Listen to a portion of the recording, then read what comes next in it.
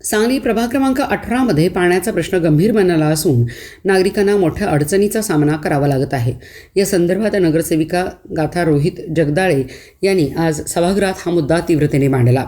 शामरावनगर परिसरात केवळ एकच पाण्याची टाकी असल्यामुळे नियमित पाणी पुरवठा होत नाही आणि पाण्याची टंचाई निर्माण होत आहे।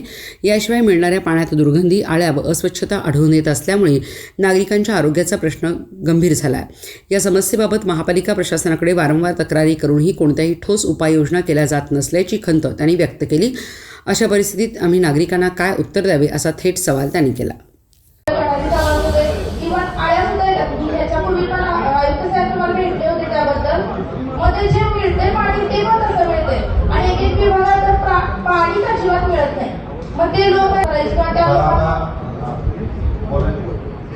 त्या लोकांना काय उत्तर द्यायचं? ते लोक म्हणतात की जेव्हापासून तुम्ही आला तेव्हापासून आम्हाला पाणी मिळत नाही। मग मी आयुक्त साहेबांकडे पण एक निवेदन दिलेलं आहे की आम्हाला अजून 2 टाक्यांची मागणी आहे, तर की एकच टाकी असल्यामुळे रामनगर, गंगाधरनगर, आपली पूर्ण शामरावनगर इतक्या लोकांना एकच टाकीमध्ये पाणी पुरत नाहीये आणि पाण्यामध्ये पण इतका वास येतोय, इतकं म्हणजे लोकांना पिण्याला पण पाणी नाही। मध्ये तर टाकीचं काम निघलं तर